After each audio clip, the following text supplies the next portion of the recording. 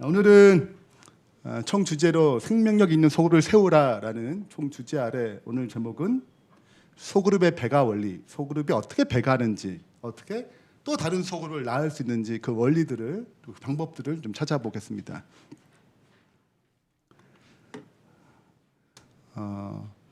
재생산 배가 생명이 또 다른 생명을 낳는 것은 중요한 원리가 있습니다. 가장 중요한 핵심 원리가 뭔가 성경에 생명의 탄생 그리고 생명이 또 생명을 낳는 생육하고 번성하는 이 얘기가 어디 가장 첫 번째 등장합니까? 창세기 1장에 등장합니다.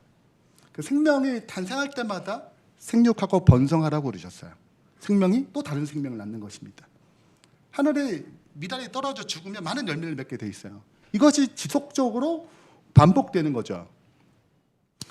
근데 생명이 또 다른 생명을 낳는 것은 그냥 되지 않습니다. 부부가 사랑을 해야 생명이 맺어져요. 그리고 여러분, 이 식물도 뭐 하면 바람이 맺어주면 이걸 풍매화라고 합니다. 네. 암컷과 암수 수술이 만나야 되잖아요, 그죠? 그래서 생명이 열매 맺는 거거든요. 곤충이 이렇게 맺어주면 흉매화라고 합니다. 다 뭘 하는 거예요? 사랑의 관계에 의해서 생명이 탄생하게 돼 있어요. 모든 원리는 동일합니다. 사랑이 그 소그룹마다 넘치게 되면 거기에 뭐가 생겨요? 생명력이 생기는 것입니다. 여러분, 하나님이, 세 분 하나님이 굳이 창조할 필요 있어요? 우리를?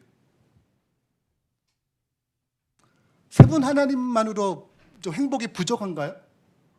좀 부족해서 우리를 창조하면 좀 행복감이 더 올 것 같아서 이 부족한 것을 좀 채울 것 같아서 우리 창조하셨어요?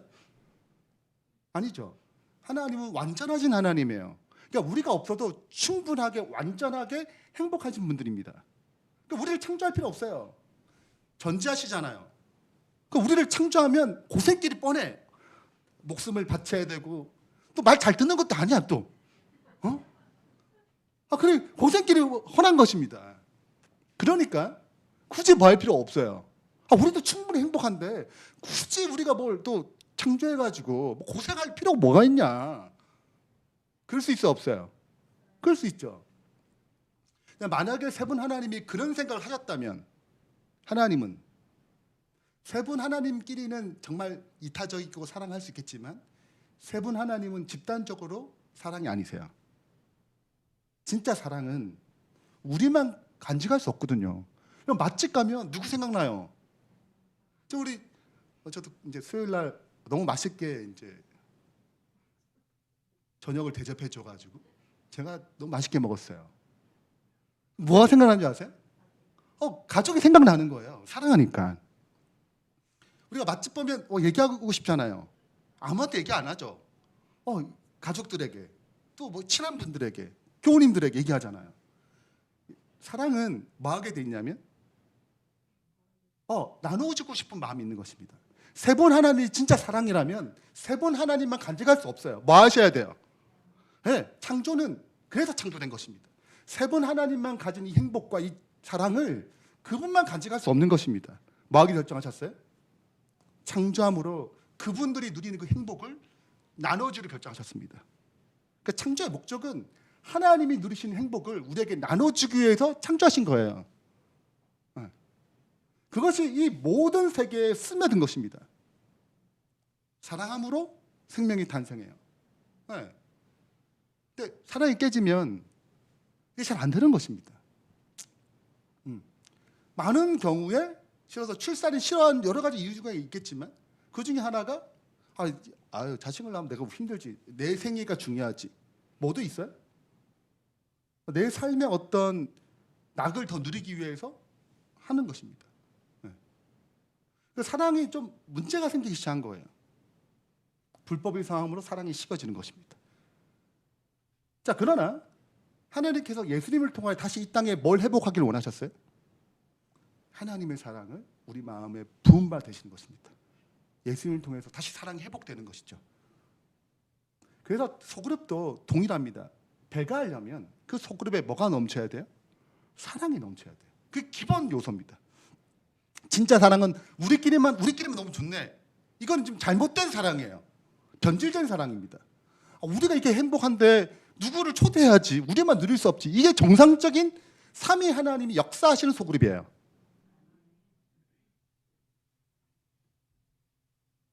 참된 사랑에 의해 이루어지는 것은 무엇이든지 사람의 보기에는 매우 작고 하찮은, 사실은 전적으로 풍부한 열매를 맺는다. 우리가 참된 사랑에 의해서 이루어지는 어떤 작은 행동이라도 어떤 하찮게 보이고 작게 보일 수 있지만 실은 이것은 무조건 뭐 하게 돼? 전적으로 열매 맺는 역사입니다. 왜냐하면 하나님께서는 얼마나 많은 양의 일을 했는가 보다 얼마나 많은 사랑을 행사하느냐가를 더 중요시하기 때문이다. 이런 사랑은 누가 주시는 거예요? 하나님이 주시는 거예요. 사랑은 하나님에 속한 것이다.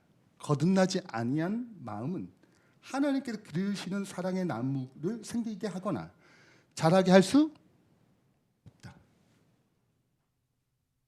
그래서 우리가 하나님이 주시는 사랑에 의해서 이 사랑이 자꾸 뭐 해야 돼요? 자꾸 성장하게 되면 마침내 열매를 맺게 되어 있습니다. 서로도 똑같아요. 처음부터 뭐 사랑이 넘치고 그렇지 않아요. 네, 이 과정이 있거든요. 네, 이 과정은 이따 설명드리겠지만 이 과정을 통해서 마침내 열매 맺게 되는 것입니다. 제가 한 자매 이야기를 좀 하겠습니다. 엄마라고 불러도 돼요. 네. 요거 이 책 굉장히 좋습니다. 네, 한번 자서전이고 굉장히 읽기 쉽게 돼 있어요. 한번 읽어보시면 굉장히 유익하리라 생각합니다. 신앙적으로. KT 데이비스라는 이 자매가 쓴 책입니다. 고3 때 우연치 않게 이제 굉장히 부유해. 집이 부유하고 노란색 스포츠카를 타고 다니고 고등학생인데 학생회장이고 공부도 항상 1등을 해요. 남자친구도 정말 멋진 남자친구도 있어요. 신앙도 좋아. 근데 고3 때 여름에 이제 엄마랑 같이 우간다에 고아원에 봉사하러 가요. 그때 이제 너무 우간다에 그 애들이 갔다 왔는데 너무 생각이 나는 거예요. 그래서 아빠 나 1년 동안을 가고 싶다. 뭐 이런저런 얘기했는데 반대했어요. 반대하고 마침내 대학 입학하게 되면 내가 너를 보내주겠다. 그래가지고 대학에 붙었어요. 그리고 합격한 다음에 단기 선교 1년 동안 단기 선교를 다녀오겠다고 얘기합니다. 되게 반대했어요. 여러분 이런 삶이 우간다나 이쪽 지역이 뭐 위생적으로 먹는 것부터 시작해서 모든 게 열악하잖아요. 이게 미국이라는 이 좋은 나라에서 부유한 집에서 부자한 것이 하나도 없어.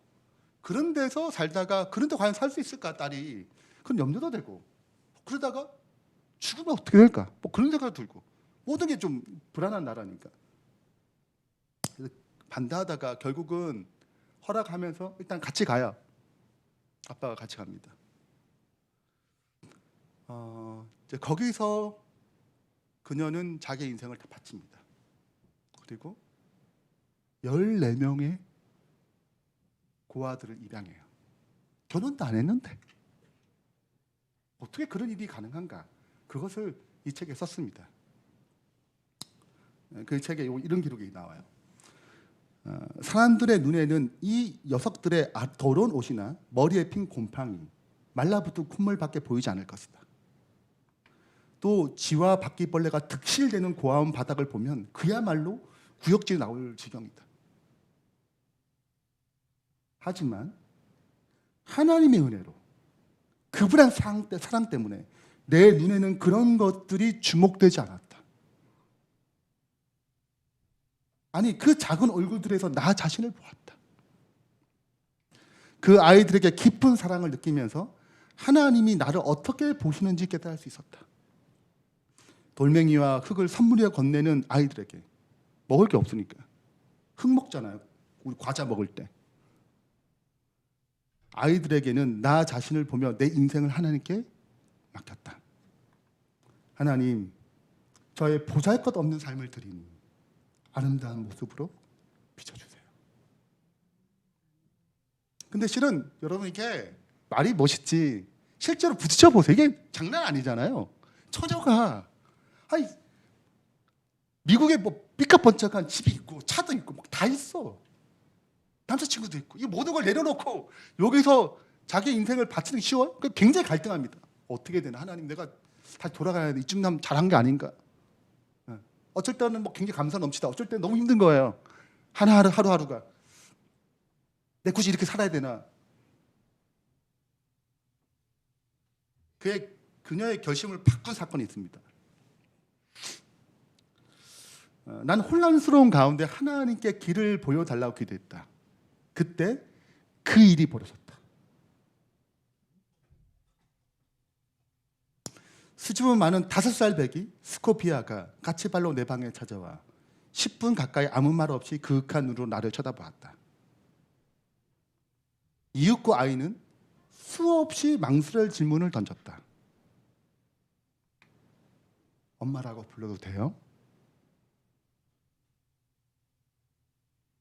쑥 빠져 들어갈 것처럼 커다란 갈색 눈망울 앞에서 누가 그 안 된다고 말할 수 있을까? 아니, 우리는 이미 가족이었다. 스코피아의 말을 듣고 내 목구멍까지 가득 찬 있던 답이 자연스럽게 입 밖으로 나왔다. 그래, 내가 내 엄마야. 이걸 하나님 메시지로 받아들이고 자기 인생을 여기에 바칩니다. 방법이 되게 많죠, 그죠? 이게 실은 뭐 다른 데 보내도 되고 뭐 다 해야 되는데 이 아이 같은 경우에는 친척도 없고 고아원에 보낼 수 없고 아무 상황이 없어요. 진짜 없는 거예요. 이 아이를 처음 입양하면서 시작됩니다. 23살의 처녀가 입양을 한 거예요. 그렇게 해서 14명 친엄마, 호적상 14명 이 아이들을 받아들입니다. 그 마을에 400여 명이 있는데 그 400명의 사람들도 그냥 엄마라고 그래요. 네. 그녀의 고민을 야면 이제 이게 그 말이 쉽지 이게 어려운 거잖아요. 우리는 저 둘인데 둘 키우도 정말 힘들거든요. 네. 여러분 아이를 이제 치료해 보면 이제 이게 나오기도 해요. 이런 이 여자 가장 싫어하는 게 쥐예요. 하루는 이제 쥐가 들어온 것이 자기 방에 난리 났어요. 무슨 기도가 돼? 정신 없는 것입니다. 네. 이런저런. 그리고 여러분 이렇게 떨어져 보면 누가 생각나요? 엄마가 생각나잖아요. 가족이 생각나잖아요.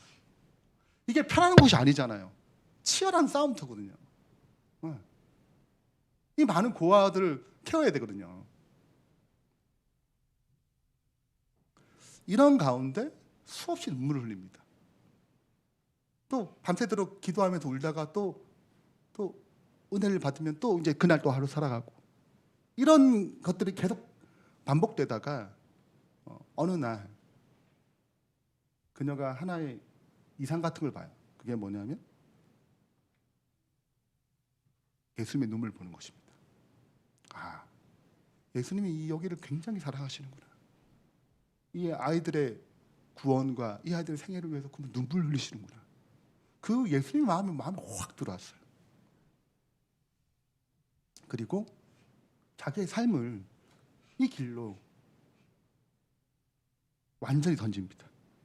누가 사람을 바꿔요? 하나님의 사랑이 사람의 마음 바꾸는 것입니다. 우리에게 필요한 건 그분의 사랑이죠. 그래서 우리가 그분의 사랑을 바라볼 때 실은 이 소그룹의 리더들 이게 쉽지 않은 일이거든요. 네. 교회 일도 해야 되고 소그룹 리더 일도 해야 되고 이게 쉽지 않습니다. 이 과정 가운데 이걸 견딜 수 있고 감당할 수 있는 유일한 이유는 누굴 바라볼 때? 예수님의 눈물, 그분의 사랑을 바라볼 때 이길 수 있는 힘, 이 짐이 가벼워지는 능력, 여기에 나타나는 거죠. 하나의 율법이 가벼운 이유는 사랑 때문에 그렇습니다. 그분의 사랑 우리 마음에 들어와야 돼요. 로마서 5장 5절에 하나님의 성령이 하나님의 사랑을 우리 마음에 부음바 됐다고 그랬어요. 성령께서 하나님의 사랑 우리 마음에 부어 주신다고 약속하셨습니다. 두 번째 책이 그래도 소망입니다. 이제 결혼 때 참 하나님 은혜로 또 거기서 선교사 또 한 명이 있어요. 남자 선교사. 이 인생에 자기의 삶을 바친 또 남자가 있었어요. 네. 그래서 이제 그 사람과 어떻게 연애하게 됐고 어떻게 결혼하게 된지에 대한 내용이 나오는데 거기에 이런 내용이 있습니다. 아무리 작은 일이라도 하나님의 위대한 사랑으로 한다면 그것이 바로 위대한 일이다. 너무 멋있지 않아요? 네. 여러분 어떤 일을 되게 누가 알아주지 않은 그 일이라도 누구의 사랑을 하면? 하나님의 사랑으로 한다면 그것은 위대한 일입니다. 한 사람의 생상을 바꾸는 것이 곧 온 세상을 바꾸는 것이다. 그리고 온 세상을 바꾸려고 노력하지 말고 우리는 한 사람을 바꾸려고 노력하면 되는 것입니다. 그것이 세상을 바꾸는 방법이에요. 그리스도처럼 사랑할 기회를 놓치지 않는 사람은 최고의 삶을 누리는 것이다. 오늘 이러한 축복이 우리 새로운 교회에게 풍성히 임하길 바랍니다. 하나님께 대한 최고의 사랑과 상호간의 이기심 없는 사랑, 이것이 우리의 하늘 아버지께서 주실 수 있는 최고의 선물이다. 성령께서 우리 마음에 오실 때 그분이 무슨 일을 하시는 거예요? 이 사랑을 우리에게 주고자 하는 것입니다. 이것은 충동이 아니고 감정적인 게 아니에요. 거룩한 원칙이고 항구적인 능력입니다. 감정적인 사랑은 좋았다가 나빴다가 뭐 이런 거예요. 저 사람 좀 잘못하면 아이 감정 상해, 빈정 상해 이렇게 가지고 또 마음이 또 이런 게 아니란 말이죠. 항구적이에요. 저 사람이 어떠하든 내가 거기에 흘러가는 것입니다. 누구처럼? 하나님처럼. 우리가 어떠한 행동을 하든 그분은 일단 우리의 사랑이 멈춰지지 않아요. 단 우리가 그 사랑을 받는 것이 차이가 있을 뿐 그분의 사랑은 변하지 않습니다. 내 삶이 어떠한 상관없이 그 사랑을 받아들이면 우리가 변화되기 시작하는 거죠. 성별되지 않은 마음은 이 사랑을 일으키거나 산출할 수 없다. 예수께서 다스리시는 마음 속에서만 이 사랑이 나타난다. 초대교회의 부흥의 가장 기본적인 그렇게 많이 성장한 가장 중요한 이유는 누구의 사랑이 가득 찼어요? 하나님의 사랑이 가득 찼습니다. 그것을 이렇게 표현했습니다. 그 1세기, 2세기 요때 기록된 그 연구 결과물 가정교회와 미션, 선교에 대한 책에서 이렇게 얘기합니다. 로마로부터 엄청난 박해와 핍박 가운데 가정교회는 쓰러지지 않고 오히려 복음 확장의 불씨가 되어 헬라 전 지역의 교회를 세우는데 1등 공신이 됐다. 왜 이것이 가능했을까? 그 이유는 바로 오이코스, 친밀한 관계, 가족계. 그러니까 이 소그룹이 뭐처럼 된 거예요? 한 가족처럼 된 것입니다. 그 사랑, 왜 남인데? 뭐 남이잖아요. 혈연 관계가 아니잖아요. 하나님의 사랑 여기에 분바된 것입니다. 가정이 주는 친밀한 사랑의 관계는 초대교회를 확장시키는 중추적인 역할을 했다. 무엇이 확장시켰는가? 그게 뭐예요? 사랑의 관계예요. 그 사랑은 누가 주시는 것입니까? 하나님이 주시는 것입니다. 우리가 좋은 사람에게 하는 사랑은 누구나 할 수 있어요. 세상과 구별되지 않는 그 사랑입니다. 그러나 사랑할 수 없는 사람에게 사랑하는 것은 누가 필요해요? 하나님이 필요합니다. 그런데 우리의 성품은, 여러분, 성품은 사랑할 수 있는 사람을 만나서 성품 잘한 게 아니에요. 그건 그냥 흘러갔거든요. 내 본성대로 흘러가는 것입니다. 언제 막히냐면 저 사람 정말 사랑하기 싫다. 정말 그때 뭐가 잘하는 거예요? 그때 진짜 사랑이 잘할 수 있는 기회입니다. 왜? 그분의 사랑은 변하지 않고 그런 사람도 사랑하는 거니까. 누가 필요한 거예요? 하나님이 필요한 거죠. 그래서 그런 사람을 내가 사랑하기로 선택했을 때 우리의 사랑은 성장하기 시작하는 것입니다. 그래서 소그룹 할 때 그냥 이상한 사람도 들어와도 그 사람을 뭐 할 수 있는, 품을 수 있는 능력이 키워지도록 우리가 기도하고 굴복하는 과정이 굉장히 필요합니다. 왜냐하면 하나님의 사랑만이 이 일을 가능하게 하기 때문에요.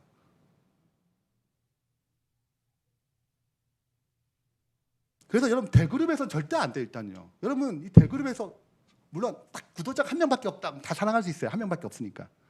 또 얼마나 많아요 사람들이. 그러니까 이 대그룹에서는 이 사랑이 흘러가기 어려운 거예요. 피상적인 관계만 맺습니다. 예배 시간에 얼마나 많은 관계를 맺겠어요. 이게 소그룹은 평일날 또 만나고 관계가 계속 지속돼야 되거든요. 그 사람이 적을수록 관계는 더 깊어집니다. 그렇기 때문에 가정교회, 소그룹은 하나님의 사랑을 흘러내릴 수 있는 굉장히 중요한 구조적 특징을 갖고 있어요. 그래서 이 11개의 소그룹이 하나님의 사랑을 통해서 그런 어떤 역사가 일어나기를 주의 이름으로 축원합니다. 여러분 오솔길이 있어요. 근데 여러분 이게 가끔 산에 가면 이런 길이 있거든요. 근데 안 지나가면 이 길이 어떻게 됩니까? 이 길이 자리가 사라져요. 이것도 계속 뭐 해야지? 계속 걸어 다녀야지 길이 생기는데 안 걸어 다니면 뭐가 이 오솔길이 결국 어떻게 사라집니다. 서로 생각나는 사람이라는 그 시가 있어요. 이 시에 제일 마지막 식구에 이런 글귀가 있습니다. 우정은 산길과 같아서 자주 다니지 않으면 잡초가 우거져 그 길이 없어지고 만다. 교회 관계도 똑같습니다. 소그룹 안의 관계도 그래요. 그냥 정해진 시간에만 만나면 실은 이게 잘하지 않습니다. 그게 공식적인 자리거든요. 공식적인 자리에는 사랑이 깊어지지 않습니다. 비공식적인 자리에서 사랑이 깊어져요. 그러니까 뭐 예배 드리는 그 시간, 이 시간을 통해 사랑이 자라나는 것은 불가능합니다. 공식적인 자리잖아요. 친한 사람은 비공식적인 사적인 자리에서 일어나는 거예요. 아, 저 사람 나한테 진짜 관심이 있구나. 저 사람 나를 생각하는구나.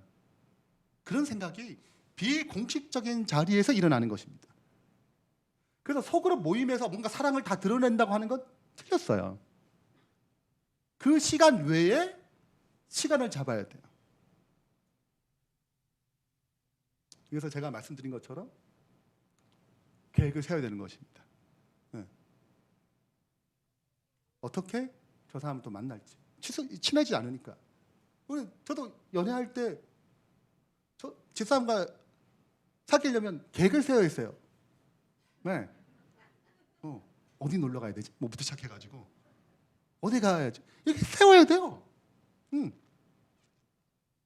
더 깊은 관계 가운데 들어가기 원하니까, 더 사랑의 관계 가운데 들어가기 원하니까 하는 것입니다. 어디 가면 굉장히 좋다더라. 그럼 또 정보를 들어가지고 또 거기 가는 거죠. 네. 동일합니다. 그래서 저희도 이제 여러 가지 일을 합니다. 남자들끼리 별로 안 친하니까 볼링 대회를 해가지고 남자끼리 모아가지고 볼링 대회도 하기도 하고, 우리가 이때는 매달 한 번씩 만났어요.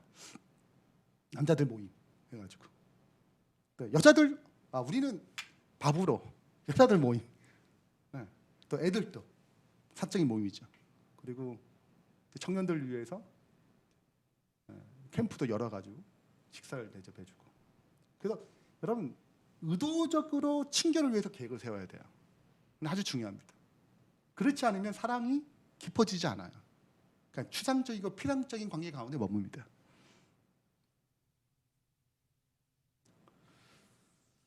자, 그래서 이제 여러 가지 계획을 세워서 함께 우리가 여기 이제 그 광야 아트센터라고, 여기는 기독교 뮤지컬만 올립니다. 그러니까 저희가 얘기를 해가지고 같이 가자. 그래서 안 믿는 분도 있어요. 거기 가면 또 신앙을 또 자연스럽게 또 이해하게 되니까 데려가고, 이런 일을 또 한 것입니다. 의도적으로 계획을 세워야 돼요. 배가의 열매의 핵심은 사랑입니다. 그 의도적인 계획을 해야 돼요. 더 친밀해지기 위해서. 그럼 이 배가에 대한 성서적 비전은 무엇인가? 성경은 다음과 같이 얘기합니다. 대표적으로 세 가지 성경절을 말씀드리겠습니다. 첫 번째는 요한복음 12장 24절입니다. 내가 진실로 진실로 너희에게 이르노니 한 알의 밀이 땅에 떨어져 죽지 아니하면 하나 그대로 있고 죽으면 많은 열매를 맺느니라. 뭐하면? 죽으면 내 자아가 죽고 그분의 사랑이 다시 일어나게 되면 여기에 열매가 맺어지는 것입니다. 이사야 60장 22절 오늘 또 같이 교동문 읽었던 말씀입니다. 그 작은 자가 천명을 이루겠고 그 약한 자가 강국을 이룰 것이라. 때가 되면 나 여호와가 속히 이루겠다. 천국은 마치 사람이 자기 밭에 심은 겨자씨 하나 같으니 이는 모든 씨보다 작은 것이로되 자란 후에는 풀보다 커서 나무가 되매 공중의 새들이 와서 그 가지에 깃드느니라. 굉장히 중요한 원리죠. 어떻게 열매를 맺는가? 내가 죽고 그리스도가 사셔야지 열매 맺는 것입니다. 그분의 은혜, 그분의 사랑이 사셔야 돼요. 나는 약해요. 다 약자, 작은 자가잖아요. 그럼 작은 자, 약자의 특징이 뭔지 아세요? 누구를 의지하는 거예요? 성경에서 작은 자, 약자가 등장할 때는 항상 동일합니다. 그리스도를 의지하는 자예요. 하나님을 의지하는 자예요. 우리 힘으로 이걸 이룰 수가 없어요. 그렇게 되면 생명력은 반드시 어떻게? 자라게 나게 되고 열매 맺게 되어 있습니다. 그래서 공주의 세대에 깃드는 안식처가 될 수 있는 것입니다. 누구나 깃들고 싶어해요. 그래서 이방인들 찾아오는 것입니다. 깃들고 싶어서. 배가의 원리는 굉장히 중요한데 이것은 가장 빠른 선교의 방식이기 때문에 그렇습니다. 여러분 하루에 능력 있는 자가, 능력 있는 정말 선교자가, 전도자가 하루에 1000명씩 전도해 본다고 생각해서 좋아요, 나빠요? 되게 좋죠. 하루에 1000명씩 전도를 해요. 그러면 1년 되면 365곱하기 1000명이면 36만 5천 명이 전도돼요. 좋겠죠? 새로 남게 이런 사람이 있으면 좋겠죠? 난 전도 안 해도 막 사람 넘쳐나 막. 얼마나 좋겠어요. 그러면 이 능력자가 60억 인구를 전도하려면 얼마만큼 걸릴 것 같아요? 생각해 보세요. 자, 그 다음에 나는 능력이 별로 없어. 1년에 한 명 전도해도 뭐 아슬아슬해. 그래서 1년에 한 명을 딱 전도해가지고 배가 방식입니다. 내가 1년에 한 명 하고 한 명이 또 그 다음 년에 또 한 명씩 하고 그래서 1년이면 2명 되고 2년이면 4명 되고 그러면 3년이면 8명 이렇게 이제 한다고 계산해 보면 딱 10년 되면 1024명이에요. 10년 되면 1024명. 산술적인 것입니다. 그리고 하루에 1000명씩 전도하는 사람은 10년 되면 365만 명이에요. 느낌상 누가 더 좋아요? 누가 당겨요? 그래. 우리가 능력 있는 한 사람 키우면 끝나는 거야 이게. 그럴 수 있지만 60억을 전도할 때 하루에 1000명씩 전도하는 사람은 몇 년 걸릴까요? 제가 계산했어요. 계산한 결과 16,439년이 걸립니다. 근데 1년에 한 명씩 배가하게 되면 33년 만에 85명이 전도돼요. 배가는 하나님의 방법입니다. 하나님은 유능한 한 사람도 필요하지만 그분이 원하는 거는 여러분 제 아들이 평범한 사람들이었잖아요. 어부였고 세리였고 평범한 사람들이었어요. 그 특출난 사람이 아니었습니다. 단지 그들의 마음이 예수님을 영접하고 예수님 뜻대로 하고 싶은 마음이 간절한 건 분명해요. 그러나 그들의 모든 학문과 그들의 모든 직업은 굉장히 평범하고 그렇게 탁월한 사람이 없었습니다.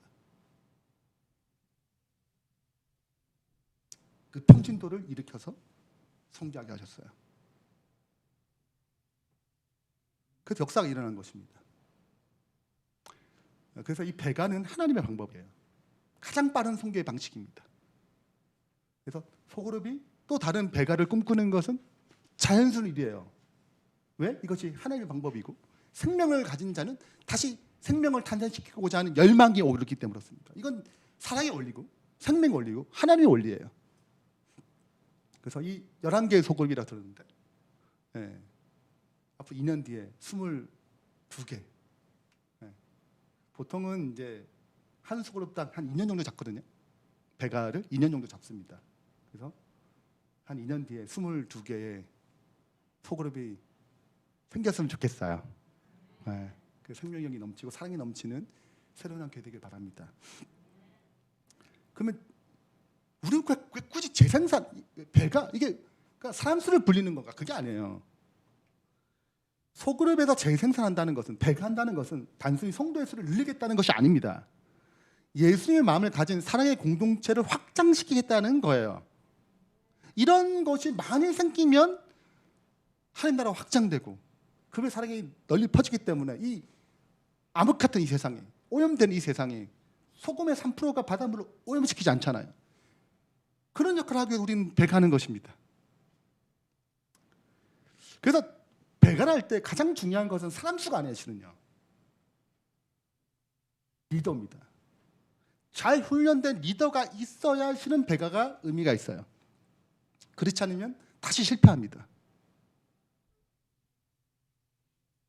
그래서 실제적으로 이제 리더는 이런 과정들 어떻게 양육하고 어떻게 전도하고 이 과정들을 알아야 돼요. 경험적으로. 그리고 전도하고 양육하고 사역하고 또 예비 리더가 되고 그래서 배가가 되는 거거든요. 그래서 잘 훈련된 리더가 꼭 필요합니다. 그 자격은 기본적으로 소그룹 전문가들은 대부분 얘기하면 세 가지 자격을 얘기하는데 하나는 신실성, 신실해야 돼요. 하나님 믿는 믿음과 모든 태도들이 신실해야 됩니다. 이래서 저렇다 하면 안 돼요. 두 번째는 헌신성, 얼마나 이 일에 헌신할 마음이 있는가, 시간을 어떻게 투자하는가. 세 번째는 학습성, 배우고자 하는 마음이 있는가. 가르치는 능력이 아니고 내가 얼마나 배우고자 하고 겸손히 그분의 뜻을 따르고자 내가 지속적으로 배워야 되거든요. 배우는 마음이 어떻게 있는가. 이것이 대표적인 속성이라고 얘기합니다. 태도라고 얘기해요. 자, 마지막으로 그러면 이제 어떤 과정을 통해서 배가하는가. 이 네 가지 단계가 있습니다. 저는 이제 소그룹 중지점 교회를 꿈꾼다면 반드시 읽어야 될 책 중에 하나가 이 책이에요. 소그룹 중지점 교회를 세우라라는 이 책을 리더들은 꼭 한 번씩 읽어보면 좋겠습니다. 굉장히 너무 자세한 내용들이 많이 있어요. 여기에 보면 네 가지 과정을 단계를 걷게 된다고 얘기합니다. 진짜 그래요. 이 네 단계는 차례대로 겪지만 다시 반복됩니다. 계속 반복되는 과정이에요. 이걸 잘 극복하면 열매를 맺습니다. 첫 번째 단계가 뭔가? 첫 번째가 시작 단계인데 가면 쓰기 단계라고 그래요. 여러분 소그룹에 처음 참석하게 되면 잘 모르잖아요. 어떤 마음이 생길까요? 두려움도 있고 설렘도 있어요. 기대감도 있고. 왜 잘 모르니까 그런 어떤 마음이 있거든요. 그래서 이제 참여하게 됩니다. 이게 그 마음이에요. 그래서 이때는 내가 여전히 그런 척, 아닌 척, 그렇게 문제 없는 척 합니다. 네. 왜냐하면 내가 다 오픈할 만큼 여기가 그런 장소에 내가 확실히 못 가요. 이게 안정된 단계에 들어가야 나를 오픈하기 시작하거든요. 근데 실은 이제 여기가 나를 오픈할 만큼 여기가 안전한가, 나를 정말 격려해주고 존중할 줄 만한가. 사랑은 허다한 허물을 덮잖아요. 그런 곳인가. 내가 허물을 드러내도 여기는 덮을 만한 곳인가. 이게 확신이 없으면 절대 드러내지 않아요. 여전히 가면 쓰기로 계속 가는 것입니다. 꽤 괜찮은 사람처럼 보이려고 그러고 적당한 관계를 유지하고 또 자기 연약감을 고백하기 두려워합니다. 네. 또 내가 이렇게 고백하면 또 이제 막 섣불리 고백했다가 저 사람들이 나중에 고백을 했는데 그때 막 생각이 돼요. 저 사람 날 정죄한 눈으로 보지 않을까. 막 별의별 생각이 다 드는 것입니다. 그래서 여기서 리더가 해야 될 가장 중요한 것이 뭐냐면 자신을 오픈을 잘해야 돼요. 자신 연약함, 자신을 내려놓기를 잘해야 됩니다. 아, 리더도 저렇게 막 오픈하는 거구나. 이렇게 돼야 안정감을 가지기 시작해요. 근데 리더가 오픈하기 어려워하면 계속 가면 쓰기로 단계로 가는 것입니다. 적절한 거리 관계를 둬요. 그냥 괜찮은 척, 그냥 우리 괜찮은 척 이렇게 하는 것입니다. 더 깊어진 영적 공동체에 들어가지 못해요. 두 번째입니다. 자, 이 단계가 되면 오픈하기 시작하게 되면 뭐가 택기 시작하는가? 갈등하기 시작합니다. 나는 좋아, 너는 싫어. 뭐 이렇게 이제 갈등하기 시작해요. 내 의견은 이렇고 너 의견은 이렇고 이렇게 이게 갈등하기 시작합니다. 쟤는 나랑 안 맞아. 이런 여러 가지 것들이 시작해요. 이제 피상적으로 이렇게 느껴졌던 것들이 이제 오픈하기 시작하면서 친밀감이 형성되거든요. 네. 근데 이게 친밀하게 시작하게 되면 여러분 부부들이 사랑해서 결혼했는데 왜 싸워요? 안 싸우시는구나. 왜 갈등이 생기나요? 사랑해서 결혼했는데. 왜 연예인들 사랑해서 결혼했는데 왜 이혼하나요? 왜 우리나라는 40% 넘게 이혼하는 사람이 많나요? 사랑해서 결혼했는데. 실제 부딪히게 되면 여러 가지 문제들이 생기는 것입니다. 목자가 리더십이 마음에 안 들어. 뭐 이런부터 시작해가지고 이런저런 실망을 겪을 수 있어요. 여기는 좀 잘 못해. 난 케어받고 싶은데. 뭐 이런 것부터 시작해가지고 뭐가 갈등이 생겨요. 네. 또 상처를 주게 됩니다. 또 이게 또 두 사람 관계가 또 안 좋아져서 그 사람 있는 속으로 절대 안 가. 뭐 이런 얘기도 생겨요. 웃는 이유가 뭐지? 자, 그래서 이런저런 문제가 갈등 단계에 발생합니다. 자, 이걸 넘어가냐 안 넘어가냐가 결정적이에요. 리더가 이걸 어떻게 해결해야 되는가, 이게 중요해요. 리더가 어떻게 해결해야 되는가. 리더 해결할 방법은 이제 1대1, 꼭 1대1로 만나야 됩니다. 네. 그래서 그런 문제 사람에게 찾아가가지고 이가 뭐냐, 너 잘못한 건 또 하고, 또 저 사람 문제 있으면 1대1로 다 만나가지고 얘기를 정리한 다음에 관계를 주선해요. 저희도 이런 많이 했어요. 네. 그냥 제가 뭐 굉장히 멋있게 얘기한 것 같죠. 저희 교회도 문제 많아요. 갈등 많고. 그것을 뭐 하는 것입니까? 하나하나 해결해 가는 거예요. 예수님이 뭐 문제 없어서 12제자들 뭐 더 안전했나요? 우리가 보잖아요. 서로 싸우고 뭐 요한과 야고보가 내가 오른쪽 자리 좌의정 우의정 하면 또 제 아들이 시기 질투해가지고 쟤를 왜 저러냐 그러면서 엄마까지 데려와가지고 뭐 하여튼 무슨 말인지 이해되시겠죠? 그래서 리더들이 이걸 잘 해야 되는데 1대1 만남을 통해서 불만을 이해하고 공감해주고, 네. 그리고 문제를 함께 하기 위해서 기도하고, 이게 문제 해결에 초점이 있어야 돼요. 공감해주지만 그 문제를 받아들이고 같이 고민하고. 네. 그래서 마침내 우리가 이렇게 만난 건 하나님이 인도하신 거야. 그래서 헤어지는 게 방식이 아니고 이것을 맞춰가는 방식이잖아요. 네. 부부가 갈등이 있을 때 그걸 맞춰가서 해결하는 거잖아요. 서로가 이해하고 덮어주고 또 용서를 빌고, 이렇게 해서 역사되는 것입니다. 이 갈등 단계가 끝나면 이제 세 번째 단계에 넘어가는데, 세 번째 단계가 안정 단계입니다.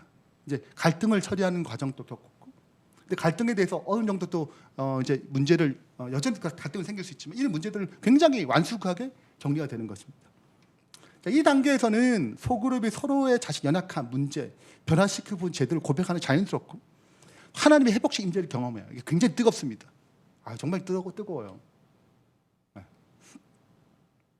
이때 많은 변화가 일어납니다. 치유도 일어나고, 하여튼 삶의 여러 가지 변화가 있고 뭐 있어요. 그리고 또 무슨 마음이 드냐면 또 우리가 뭔가 하자, 이런 마음이 있어요. 뭔가 하자. 네. 더 열심히 또 섬기고자 하는 마음이 생깁니다. 이때 이제 이런 마음이 생길 때 리더가 해야 될 중요한 이유 중에 하나는 각자의 은사를 알고 은사에 맞게 섬기도록 해주는 것. 네. 또 영적 성장을 위해서 같이 기도해 주는 것. 이런 것이 굉장히 중요합니다. 소그룹에도 사역들이 있어야 되거든요. 저희 교회 같은 경우에는 뭐 영성 지원팀, 또 어린이인들 뭐 어린이 청소년인들 또 뭐 어청팀, 뭐 또 여러 가지 이제 뭐 식사 교제팀 뭐 몇 개 있어요. 네. 이렇게 해가지고 각 목장마다 다 있어요. 네. 그런 것들을 이제 적절하게 맡기고, 또 생일만 또 챙기는 분 계세요. 네. 그분 제일 먼저 생일 딱 체크해가지고 생일 축하합니다 올려요. 네. 이렇게 해서 각자 뭘 맡기는 것입니까? 사역을 맡겨요. 네. 은사에 맞게. 그래서 저희 교회 같은 경우에는 교회 등록을 딱 하면, 저희 교회 등록을 받거든요. 저희 교회는 우리 보통은 제가 이제 누가 오면 그냥 좋잖아요. 그죠? 교회를 좀 찾아보고자 합니다. 이렇게 하잖아요. 네. 그러면은 저도 이제 오케이를 해봤으니까, 그러면 일단은 무조건 우리 교회 나오라 그러거든요. 일단은. 근데 저희 교회 같은 경우에는 제가 해보니까 비전이 안 맞으면 같이 일할 수 없더라고요. 구도자들 같은 경우에는 그냥 배워요. 그냥 자연스럽게. 이 교회가 그런 시스템이니까 아무것도 모르니까. 근데 이제 기존 교인들은 어떤 제자 훈련 받기 싫은데, 그러면 우리 다른 교회 가시라고 그러거든요, 저희가. 네. 그러니까 저희 교회 비전이 분명하기 때문에 그렇습니다. 중요한 거는 근데 이제 교회 등록하게 되면 제일 첫 번째 하는 일이 각 목장에서 가장 첫 번째 하는 일이 은사 사역 발견이라는 책자를 줘요. 그리고 그 체크하게 됩니다. 그리고 상담을 통해서 집사님은 또 성도님은 우리 교회 이런 사역이 있고 소금 이런 사역인데 이런 사역 괜찮은 것 같다고 제시해 줍니다. 그래서 사역에 참여시키거든요. 그래서 제일 이때는 이제 일하고 싶은 마음이 생길 때 빠르게 뭘 해줘야 되냐면 사역을 맡게 되는 것입니다. 자, 마지막 단계입니다. 마지막 단계가 성장 단계, 배가의 단계입니다. 이때 예비 리더를 양육하여 분가하는 단계고 새로운 리더가 인도할 모임을 위해서 준비가 필요한 단계입니다. 예비 리더의 가장 중요한 훈련 두 가지는 하나님의 친밀한 관계를 유지하는 것과 공동체 앞에서 자신의 연약함의 문제를 내려놓는 것입니다. 이 부분은 제가 그 다음 시간 좀 자세히 설명하겠습니다. 어떻게 해결해야 되는가? 리더는 이제 이 일을 위해서 배가를 생각해야 되거든요. 그래서 리더를 잘 세워야 되고 계속 속으로 배게 우리는 배가가 중요하고 번식이 중요하고 재생산이 중요하고 그래서 우리가 해야 한다.